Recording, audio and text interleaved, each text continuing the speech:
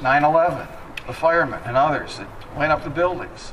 They went against self-interest. We applaud that. We love that. And yet when we look inside ourselves, we fight against this temptation to draw to ourselves. You look across the lake, Wisconsin, and see major battle going on because people say, me, me, me, me, me. I hope that doesn't happen on this side of Lake Michigan. I hope that doesn't happen in the rest of the country. I hope that eventually that gets resolved.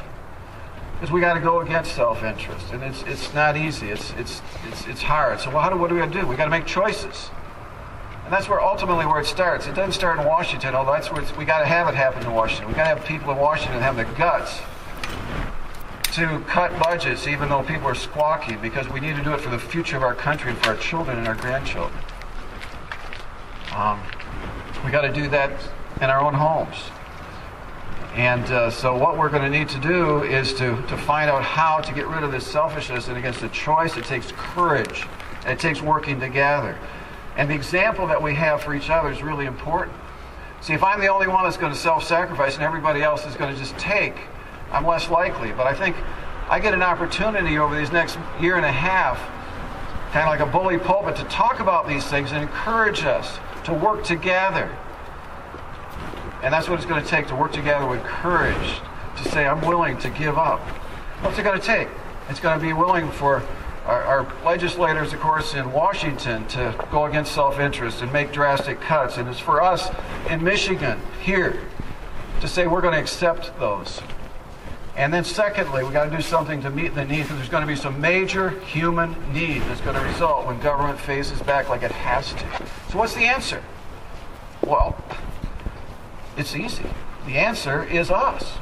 The answer is nonprofits. The answer is churches. The answer is people of goodwill. They're going to step up to the plate and say, we're going to help meet those needs that are going to be created when government faces back.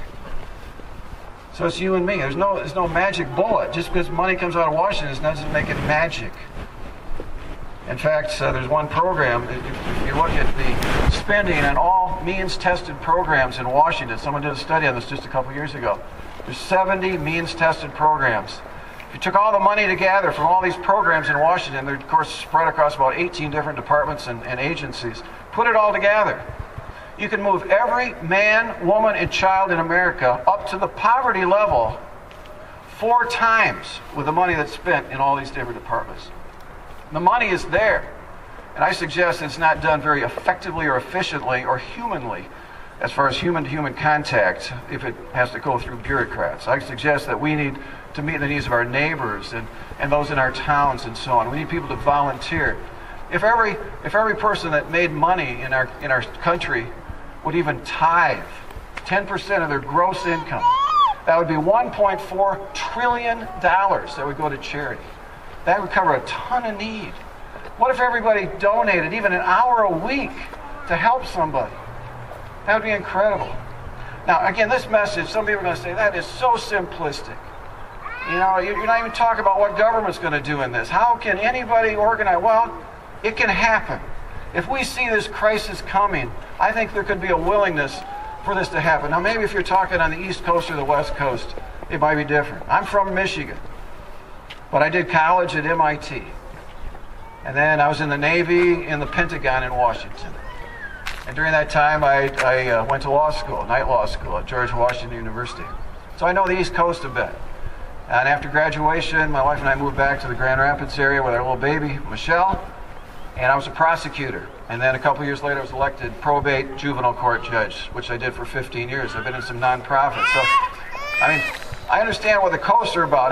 This may not play really well on the coasts of our country at this point. It might be above them, or beneath them, I should say. But here in Michigan, I know Michiganders. And I love Michiganders. I love people that have a genuineness, and there's a humility that we carry with us, and I love that. I believe that given time and given the message and encouragement from others and the example of others, that people in Michigan are going to rise to this occasion. And we're going to be willing to say, yeah, we're willing to take the cuts that are going to come from Washington. And in fact, we're going to encourage our leaders in Washington to take these cuts. We'll step up to the plate. We'll be the first in the nation to step up to the plate. And we're going to lead by example for the rest of the nation. We've led in manufacturing in the past. These these days we lead in unemployment. It's time that we start leading in something again. Let's lead in self-sacrifice and a willingness to give and to show that we care about people. We care about the future of our country and our children. I really believe that. I hope I'm not wrong. I really believe that. And it's going to take a lot of work, and I'm willing to do that work, but we need a lot of help to make it happen. And I just kind of believe that if we get a chance to get this word out, and we're going to do it, that people are going to join us in this.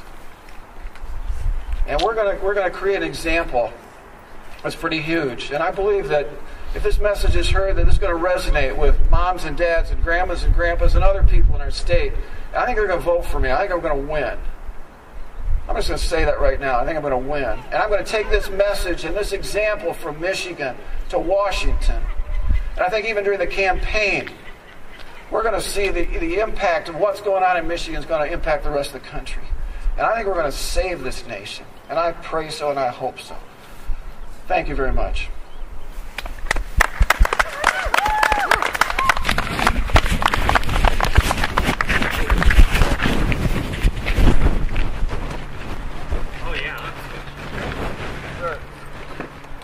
To a tea party in Washington, and I got to talk to Debbie Stabenow.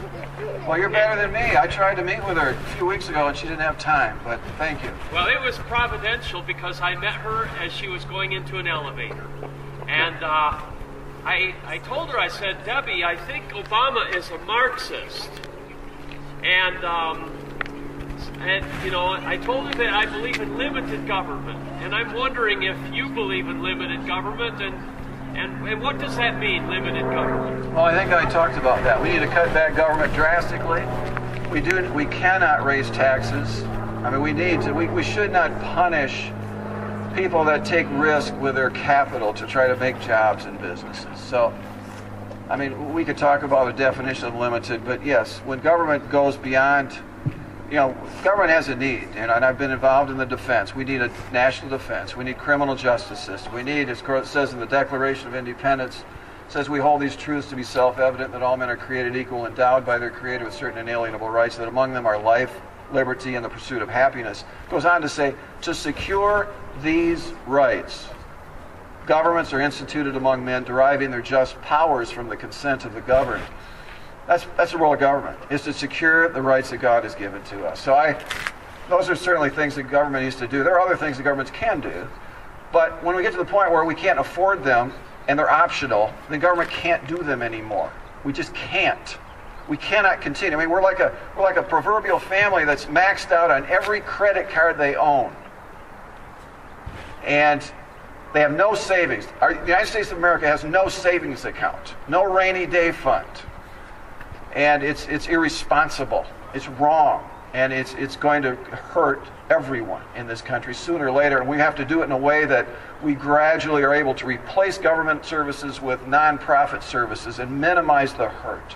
And we got to encourage people to be all that they can be, to step up to the plate and be people and live selflessly. It's going to take courage. It's going to take courage together, working together. Anything else? Your first campaign for statewide office, what do you see your niche being in the Republican field? Why do you think someone like yourself starting out is going to be able to beat? Yeah, no, it's an uphill fight. I mean, I'm not going to blow smoke.